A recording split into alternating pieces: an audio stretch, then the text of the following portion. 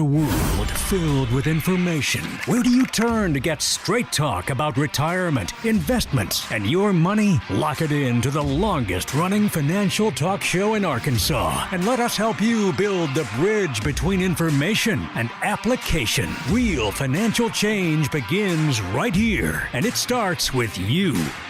It's showtime! Woo! Well, good morning. On today's show, we are revving up the engine on your financial plan. Just like buying a new car, you got to get it out of the showroom and on to the road. The Get Ready for the Future show starts right now. This is the Get Ready for the Future show. And welcome in to another edition of the Get Ready for the Future show. We are glad to have you along. My name is Scott Inman, along with John Shrewsbury and Janet Walker. As we've got a good show for you today, we're talking about getting your financial plan out of the showroom. And of course, where you see things, what do you see in a showroom? I guess is a new car most often. Just bought Garrett one, my oldest, who's not here today. Usually he'd be standing there listening to me talk about him, so it feels a little bit better, freeing when he's not staring back at me to make sure I get the details right. But we just bought him a new car. Yeah. He had a really crappy car, let's just be honest. It's a college car. It was his first car, and he needed something. He's actually commuting to UCA now, so he needed something a little bit more reliable, we'll say. Dependable. That's good. We're going to be using those terms today as well, right? But I went to the dealership, and they do put their best foot forward with the cars they present to you in the showroom, right? Sure. And they are shiny, and they are new, and they are exciting. And I actually looked at one and said, "Man, I'm going to check that out." And of course, I stop pretty much when I get to the sticker. Oh yeah. And then I'm done. Screeching halt. Yeah. But you think about the cars that are in showrooms at dealerships all over the place. They are the best that they have to offer, right? Oh, sure. It's very exciting to think about getting in that car, but how often has anybody ever gotten in the one in the showroom and taken it for a test drive? How do we know if that car is really as good as it looks? Well, you don't. And I'm surprised that you found even a car on a showroom around these days. Yeah, that's true. That's true. Inventories are kind of squished because of the shortage of microchips. There's plenty of cars out there. They just don't run. Yeah, that's right. Well, that one may not run, the one in the showroom. They may put one without the chip in it. For display only. Yes, for display only. I guess that could be the case. But you're right, Scott. And what this relates to in terms of financial planning is you've got to get your financial plan out of the let's just call it the ethereal, the hypothetical, and actually make it work. It's got to run. It's got to actually do what it says it's going to do. And I think sometimes that's really the acid test in a financial plan is it going to hold up on the road? Is it going to do what you want it to do? Talking about the cars in the showroom, the equivalent for a financial plan, if you even have a financial plan already, is that many times it's sitting on the shelf. And so just like you need to take that car out and actually drive it and see how it does under certain conditions, you need to take your financial plan and see how it does under certain conditions and actually live with that financial plan. Just like you drive a vehicle, you've got to, quote unquote, drive your financial plan. When we began the process of looking for a car for Garrett, the first thing he wanted to do, because he is 20, almost 21 years old, was check out the, is it Carvana? Is that the name of where you can actually look online and maybe, and pick it out, and they've got them stacked up somewhere in so what looks like mini storage warehouses. So a vending machine for cars. That's it, vending machine for cars, and they just send it to you. And that's the way he wanted to he wanted to start there. I don't know that he wanted to complete the purchase there. But when I put the brakes on that real quick, right? Yeah. We're not, no pun intended. You're going to need to test things like the brakes, like the steering wheel. I cannot imagine buying a car online and having it shipped there. I know that we're going crazy with the online shopping, but 81% of buyers still prefer in-person purchases. So even all the Amazon shopping that we're doing, and especially as that got ramped up on during the pandemic, we still like to see it, touch it, feel it, wear it. Well, and I think the bigger the decision, and this is a big financial decision, the more important it is to do it, in person. I don't mind buying some things online. I got my watch online. I mean, it is what it is, and I didn't have to go to a store and stand in line. It's pretty simple. I get that, but I'm not going to buy a car online because I want to test drive it. And the same thing for financial planning. We believe that relationship relationship is very important. I mean, here locally, we've bought our vehicles local, and when something needs to be worked on, we take it back there and go, hey, can you tell me what's going on here, and explain the situation, and they fix it, and we roll on with life. And we think that there's balance to be had in the financial realm as well. You know, it's one thing to look at the cars online, but then to go in person. And we found a pretty good balance with that in financial planning, to be able to combine the robo aspect with having a person there as well. My children, my adult children, are fond of telling their dad how to spend his money. And so they've been on me about buying a Tesla. Oh, my goodness. Now, there's a lot of things wrong with that because, number one, you can't buy them in Arkansas. There's no Tesla dealership in Arkansas. Secondly, if it needs work, it's got to go to Dallas, I think, is the closest place. And the third thing. How do you get it there? Yeah. And the third thing is, you put it on a truck and you ship it out there. Yes. And the third thing is, there's just not that many places to power one up, and so if I'm out running around and I forget, that because there's no gas gauge, if I forget that it needs charging, then I'm stuck. And so I think the practicality issue is what you've got to think about in terms of a financial plan too, Scott, because, practically, it can all sound good on paper or on a screen, but it's got to work in your life, and you've got to understand how it works, and you've got to be able to make adjustments to that. You've got to be in a situation where that financial plan is going to work for you, much like a car is going to work for you. I can't imagine, I'm that same way. I can't imagine having a car shipped in and go, oh yeah, that's great, I'll take that.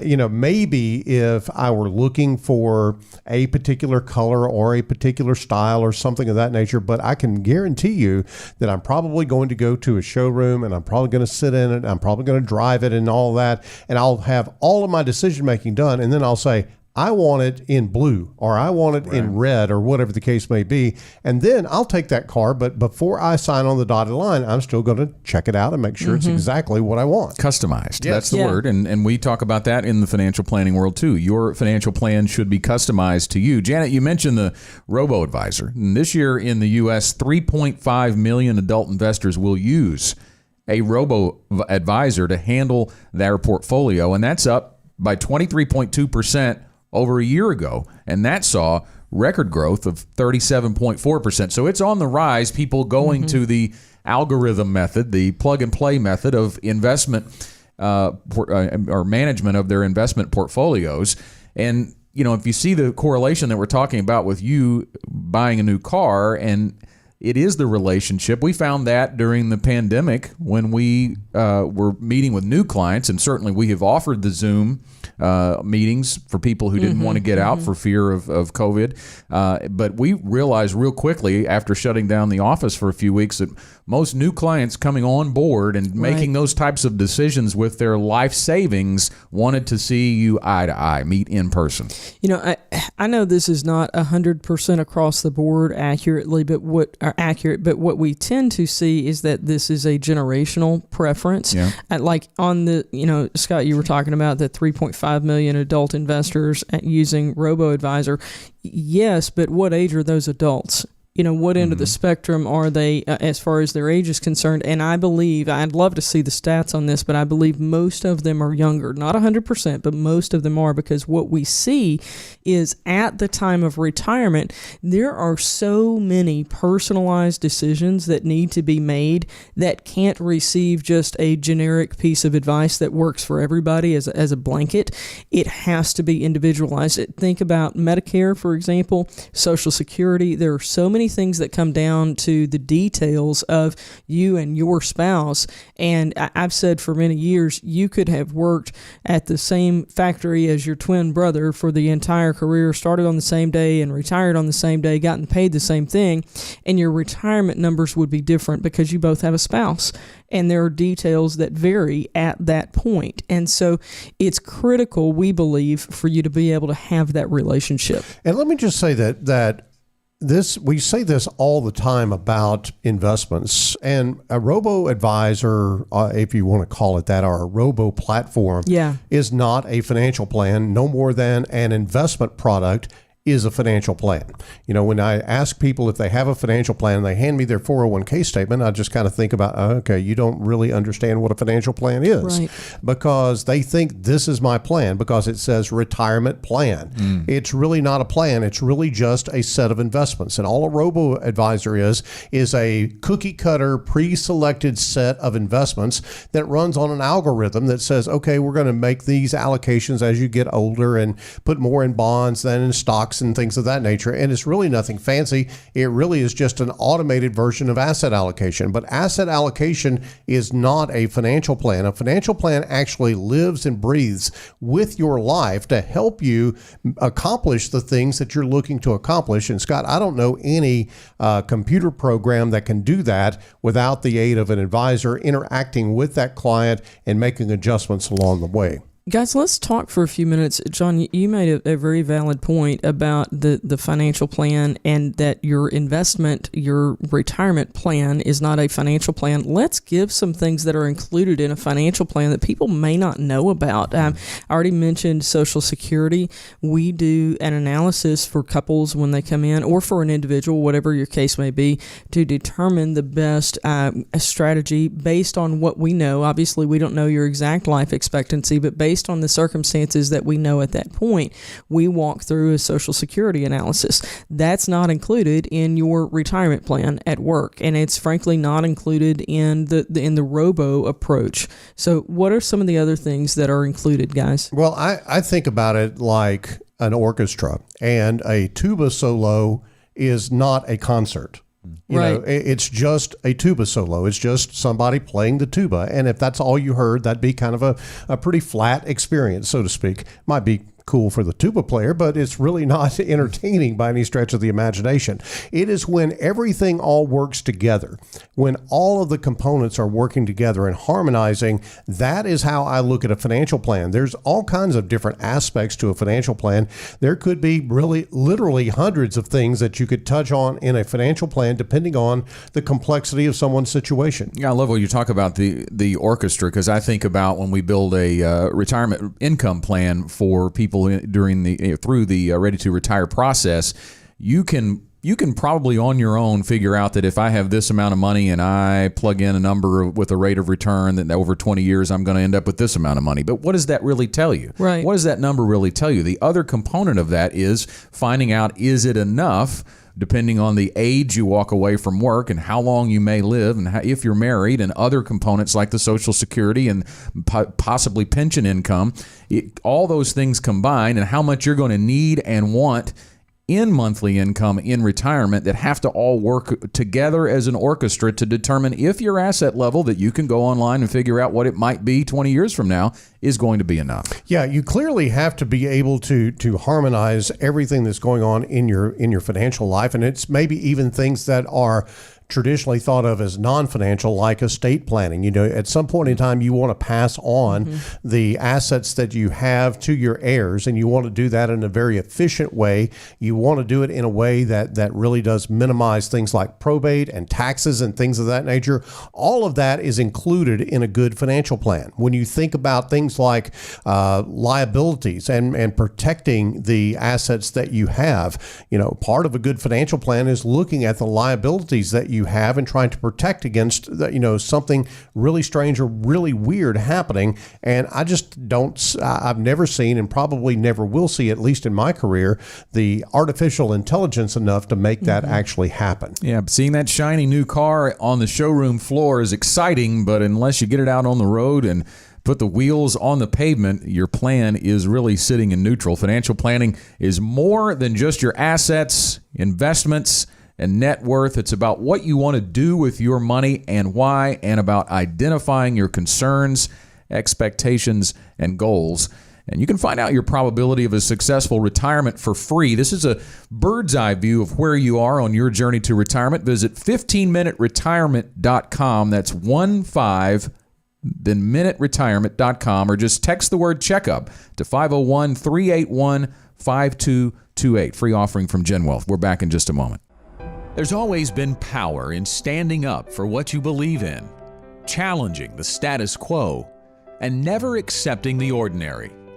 What about the rest of your life? Will you settle Or will your retirement be more? More fun, more family than finances, more than just investments. Connect with us at GenWealth and harness the power of more. I don't think it's any coincidence that the Bible says, fear not, 365 times, one for every day of the year. At GenWealth, one of our standards is that we do not fear. We don't fear market downturns because we know that they're going to happen. We just simply plan for those things to happen and work around them. It's one of the things that we believe very earnestly, that you should never fear what you don't understand. You simply find a way to understand it and find a way to use it to your advantage. It's one of the GenWealth standards.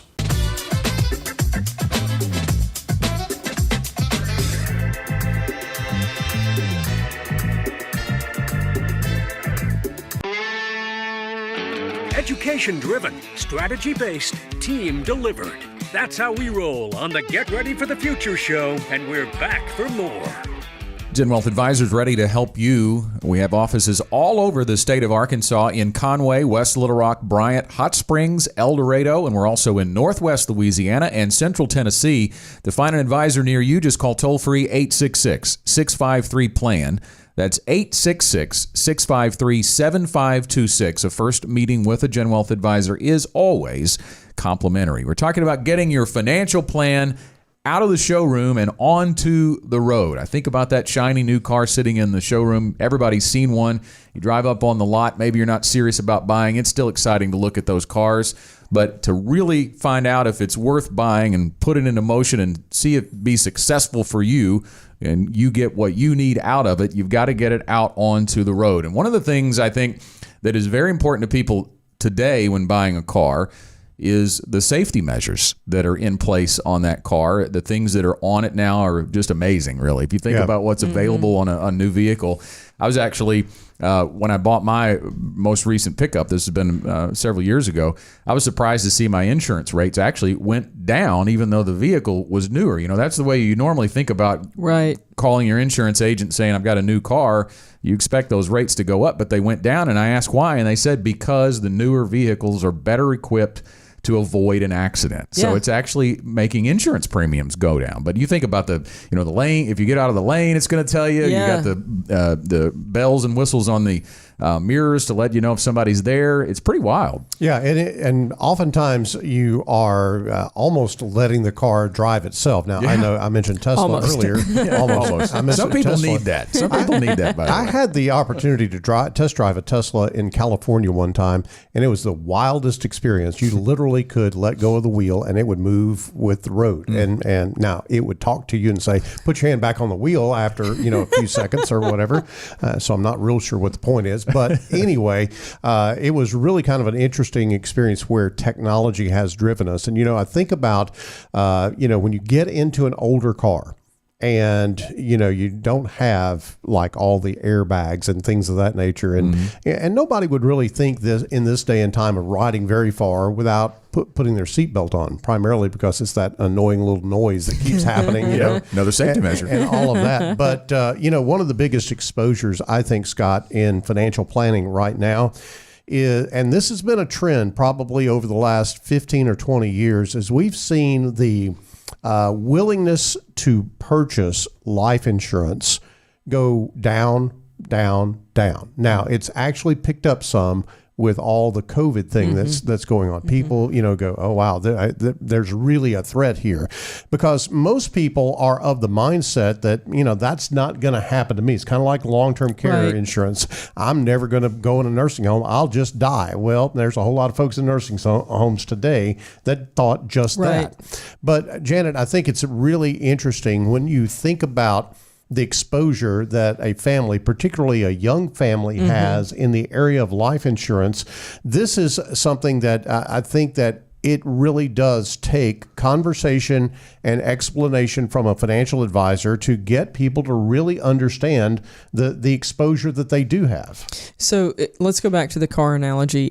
I know people who would not be here today were it not for the combination of a seatbelt and airbags. Sure. Those safety features saved their lives.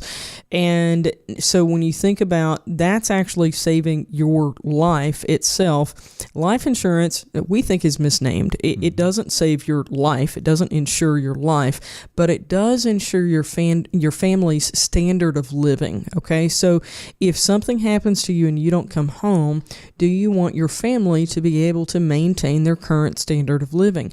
And frankly, it's just something that people don't think about. Now, this day and time, I don't think that anybody would buy for their, Scott, you talked about, buying a new vehicle for your son who's in his early 20s.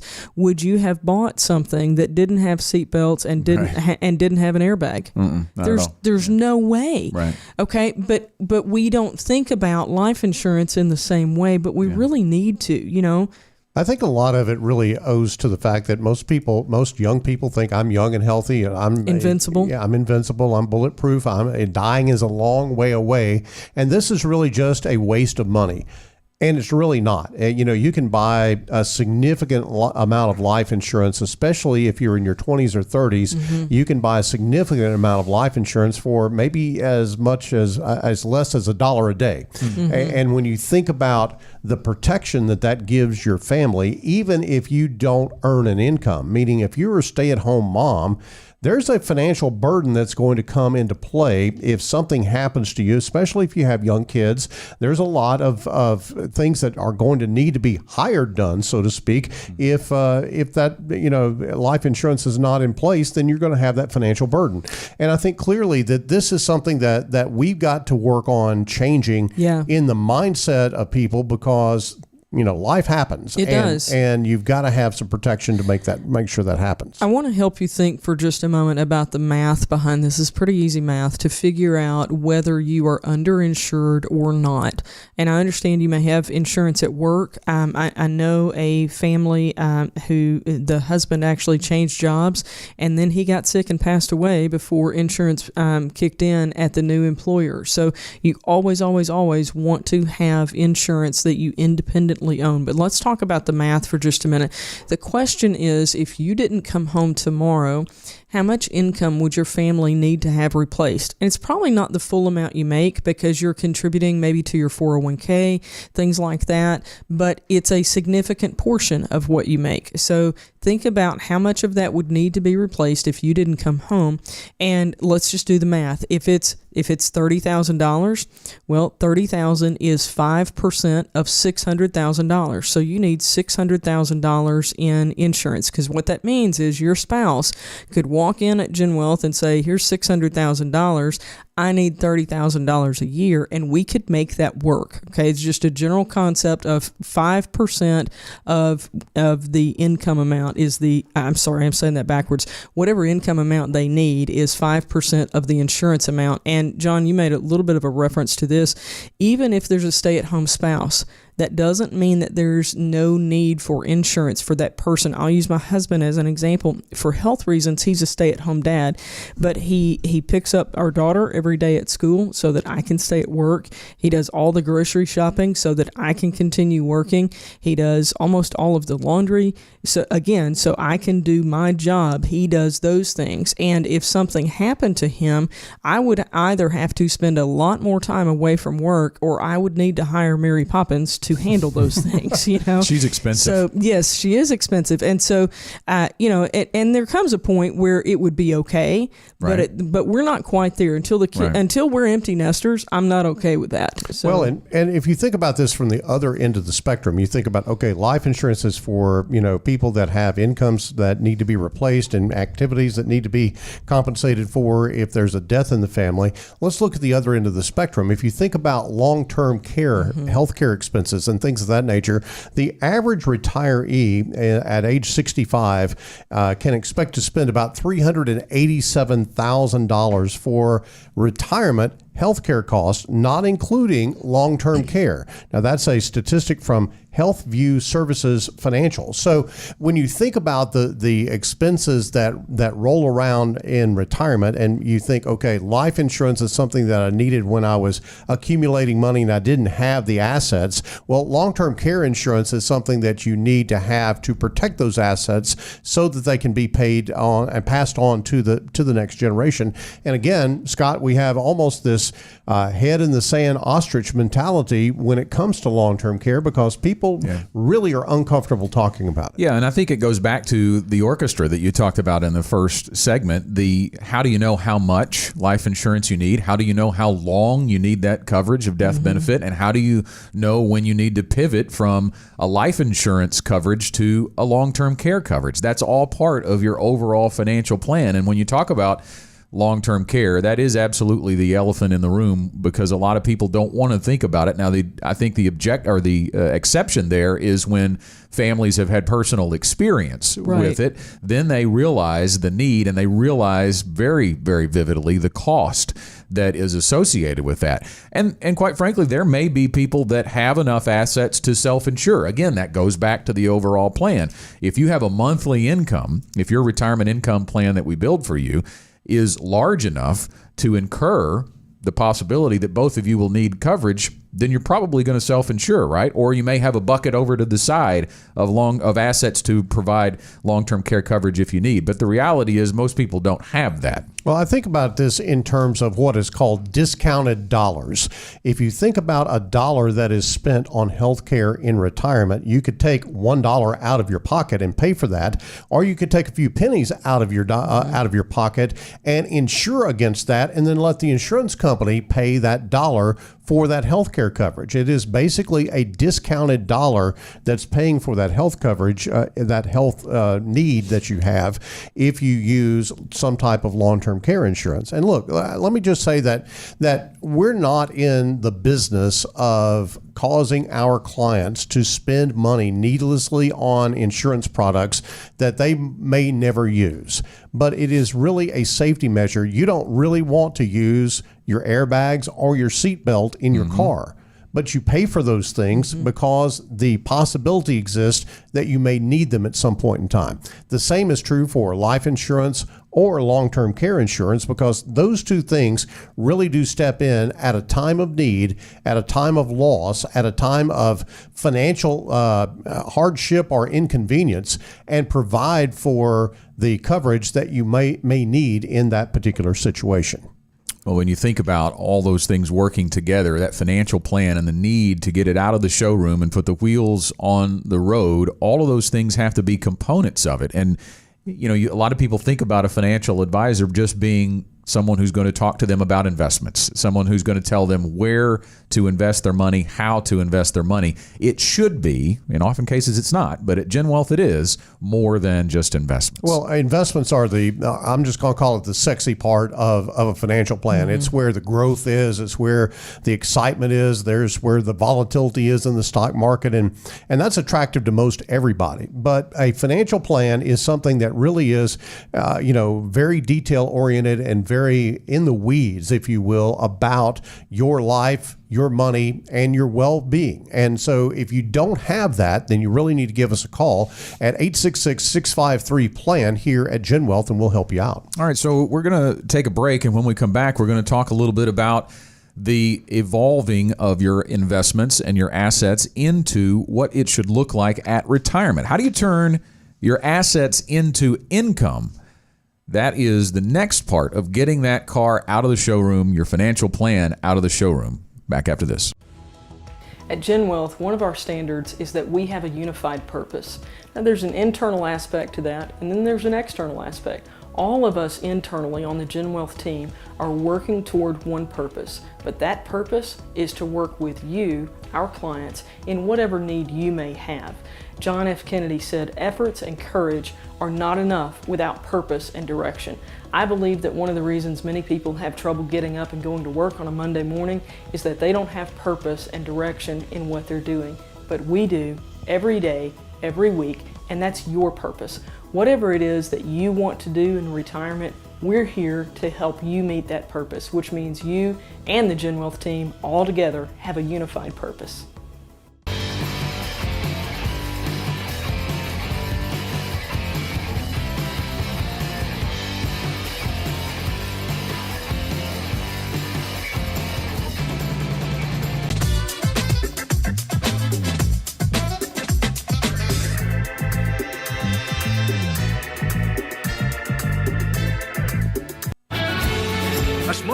simpler, more personal approach to retirement continues with the Get Ready for the Future show.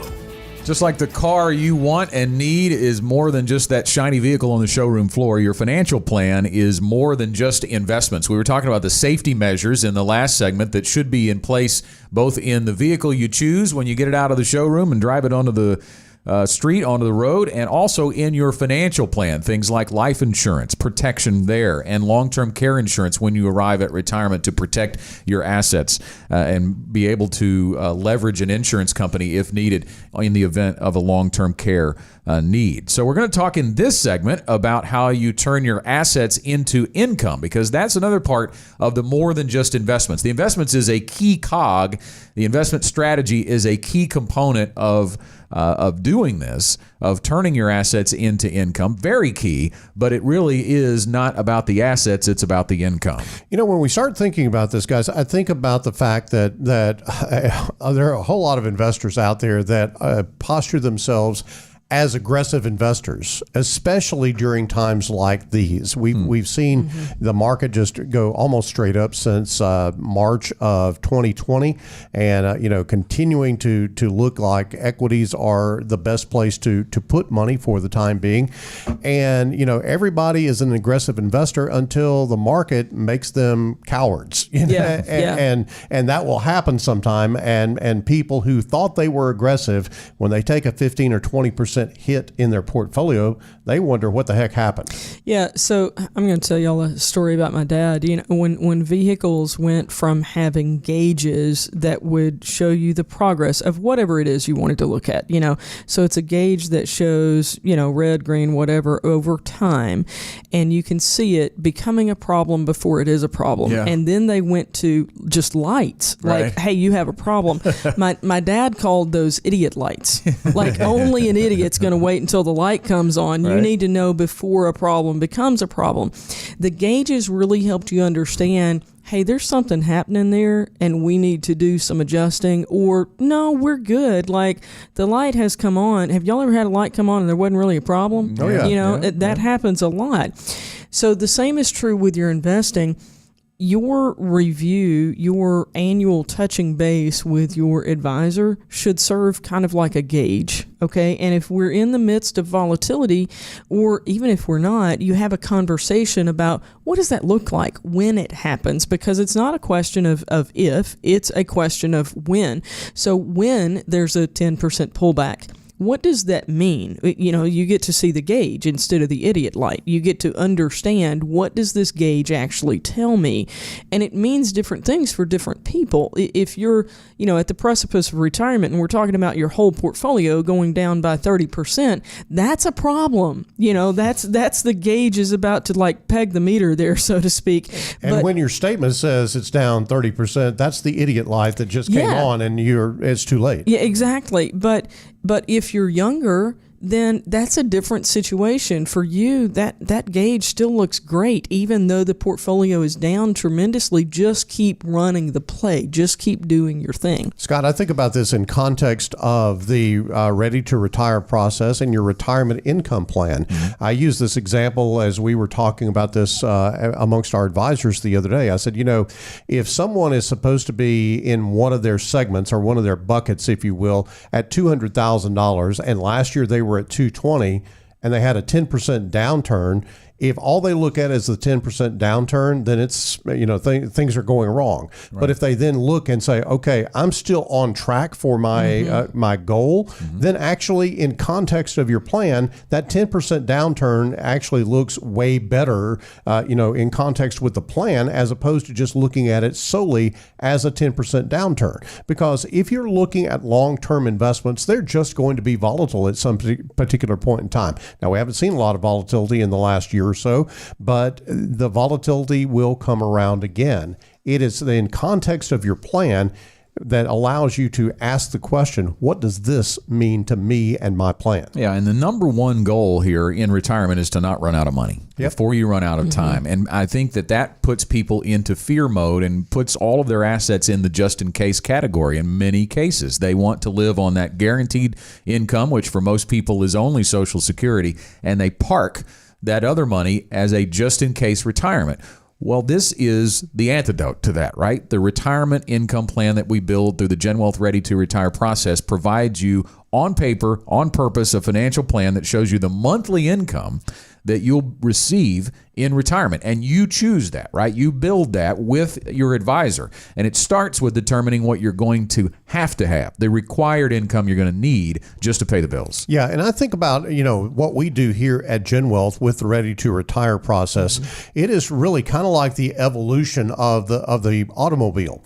Back in the day, automobiles were pretty risky things to be driving down the road. You didn't have any kind of protection around you at all. You think about the old, convertibles that are open air cars that they had. It was real easy to get thrown across the pasture if you ran into the ditch. Well, today there's an evolution that has gone on and a ton of things that are in place to protect you. And so when you think about what we do here at Gen Wealth with the Ready to Retire process, it is an evolution of protection and strategy when it comes to retirement income planning.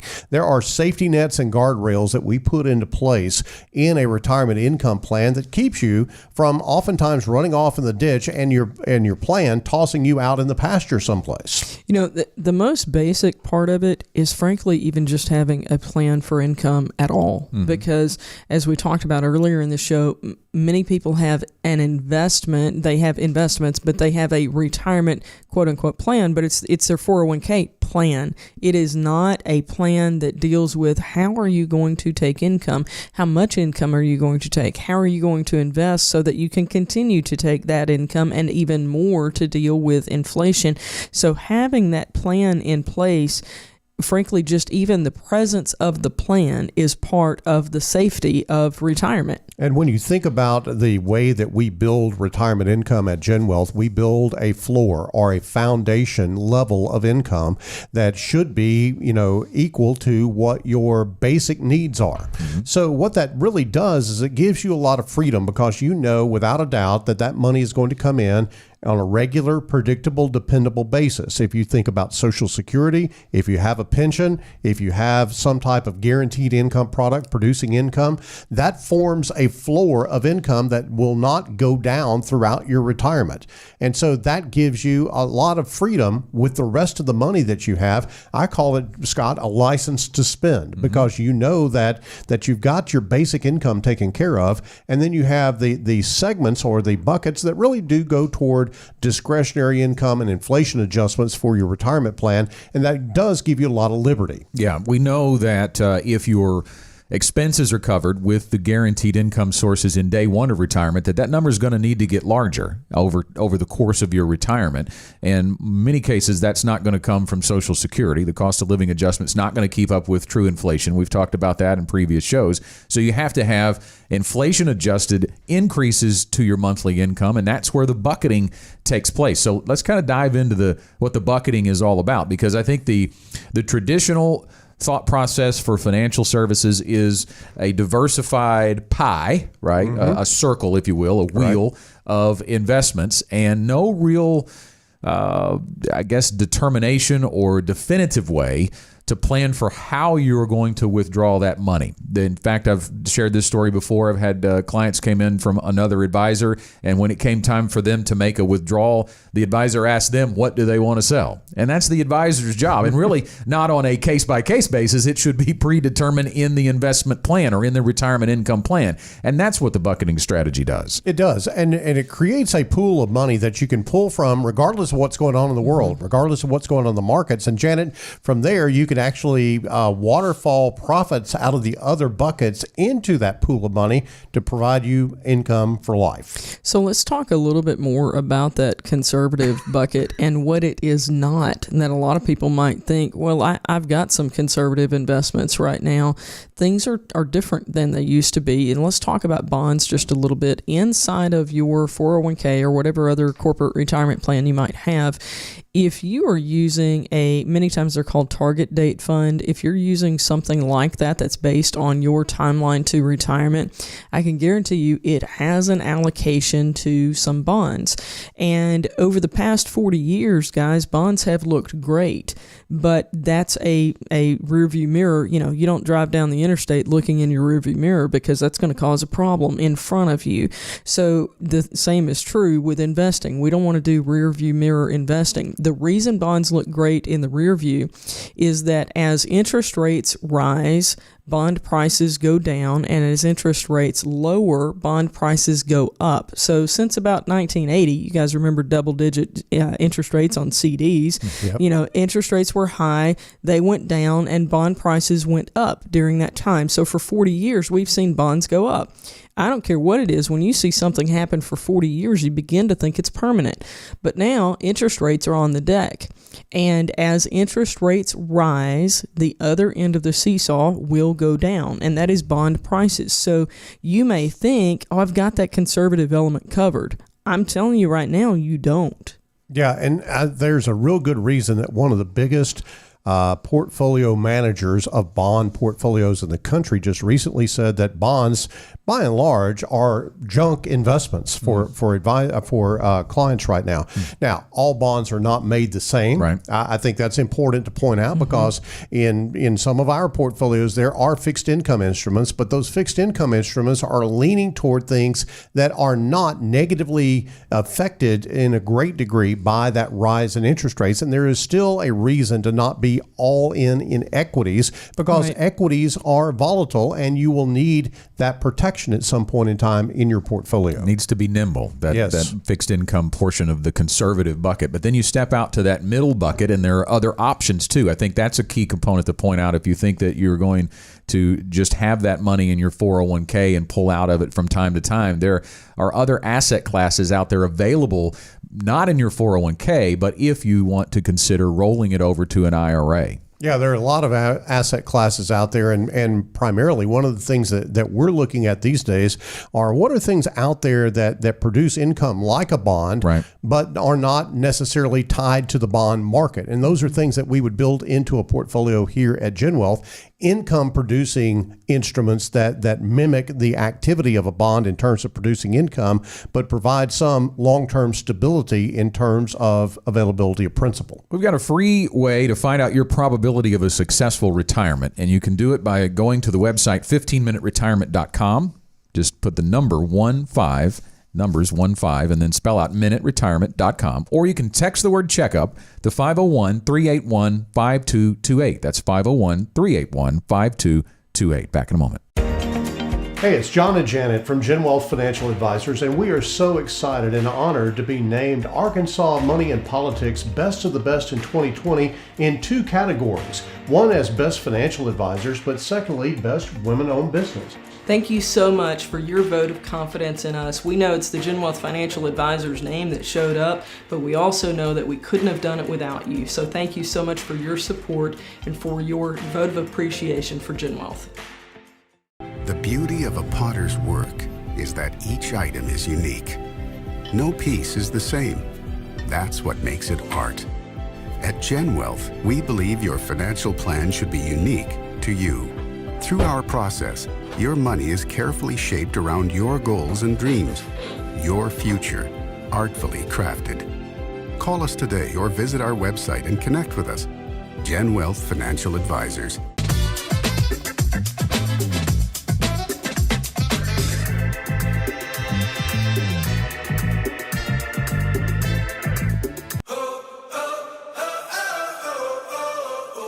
From the GenWealth Radio Network studios, we're back with more of the Get Ready for the Future show. Education-driven, strategy-based, team-delivered, that is the GenWealth difference. And if you'd like to sit down with a GenWealth financial advisor, you can do that by calling toll-free 866-653-PLAN. That's 866-653-7526, or you can also reach us via email. Just send that email to info at getreadyforthefuture.com. Revving up the engine on your financial plan. That's the theme of today's Get Ready for the Future show. Just like buying a new car, you got to get it out of the showroom or off the lot and onto the road to make it work.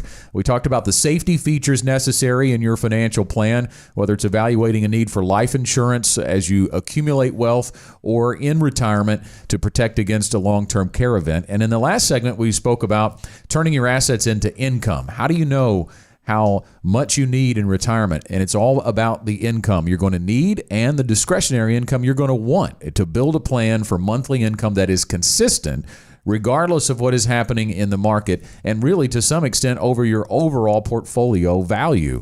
You need to focus on the income first, and we want it to be consistent. We don't want how much you take on a year-to-year basis determined by how the account is doing. And that was what we talked about in the last segment. So in our final segment here, we're going to talk about time, built for the long haul. And this is something that I think is pretty easy for somebody who's 20 or 25 years old to think about, although they don't oftentimes invest like they should, and they have a great opportunity to let that thing get in the crock pot and slow cook over 40 years and build and accumulate wealth. But it also applies to people at retirement. We talk so often, guys, about people thinking of retirement as the finish line, and that's when the time you put the brakes on and stop. But that is a time where you still have to think about things in terms of the long haul.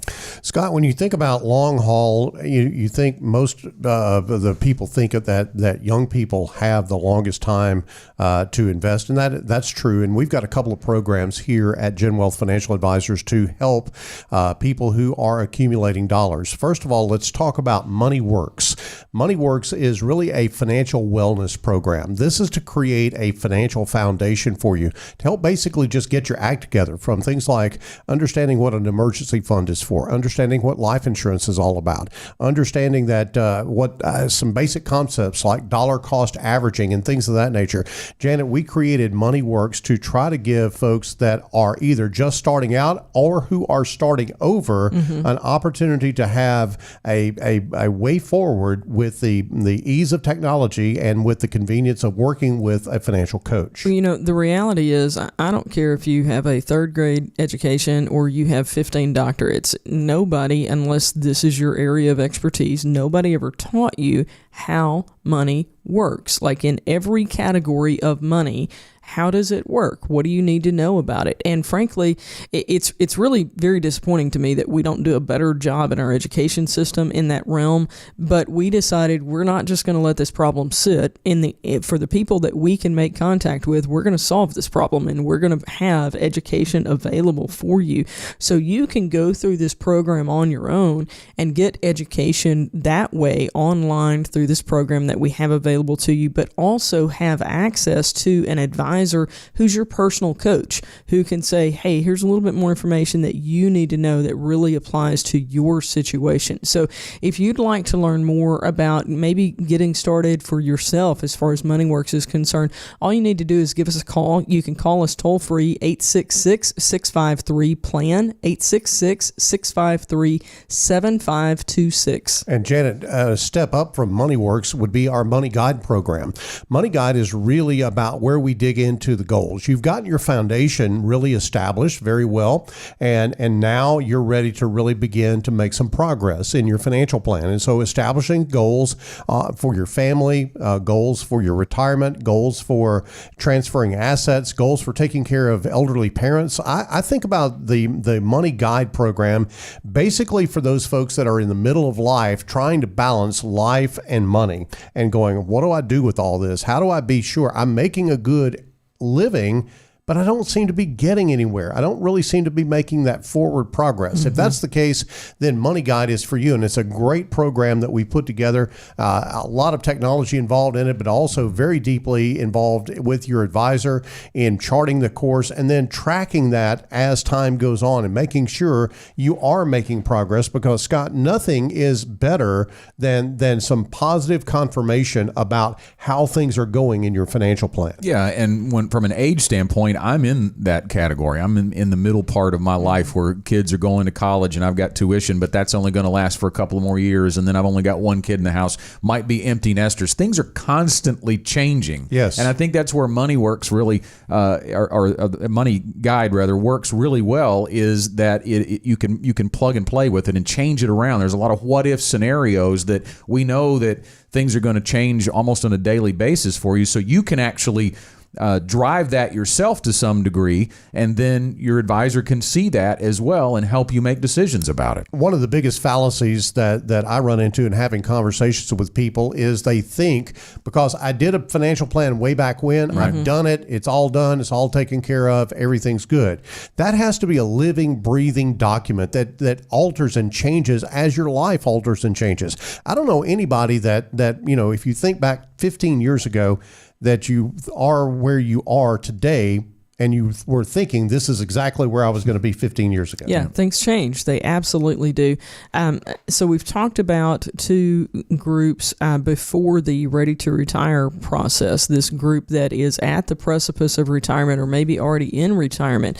Guys, you are still in this for the long haul. People don't think about that at this age, but you really are, because from the time that you retire, you're looking at easily 20 to 30 years in retirement. Think about how many people you know who are in their 80s. Think about how many people you know who are in their 90s. It's not, the strangest thing on the planet to know somebody now in their 90s like it used to be. So plan for you to continue to be here. And if you think about let's go back to the car analogy for just a moment. Periodically on this long trip, you've got to stop and fuel up, to continue to be able to make the trip. If you think of that fuel as your paycheck, as you're in your 20s, 30s, 40s, 50s, you get a paycheck every once in a while, you can keep going. You get another paycheck, you can keep going.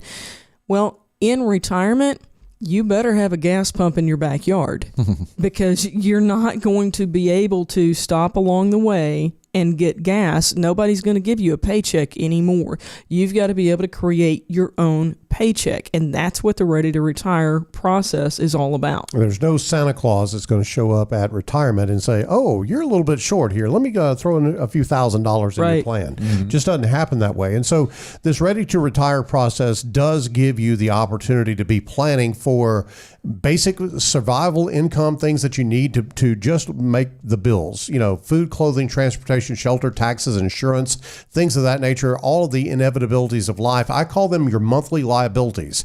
They have to be met with regular, predictable monthly assets. And that's the first thing that you do in the ready to retire process, is that you establish that regular monthly income. And then from there, you begin to do some inflation adjustments. You begin to do some things with discretionary spending, some of the goals that you have, some of the dreams and the wants that you have, the wishes that you have in retirement. All of that gets planned out in the ready to retire process. Plus all of the things that we've talked about on this show and a lot more that are ancillary to the provision of income to you, because retirement is really about income, but it's a lot more than that. It really is, in terms of all of the financial planning that has to go on. It is a very, very busy time for you.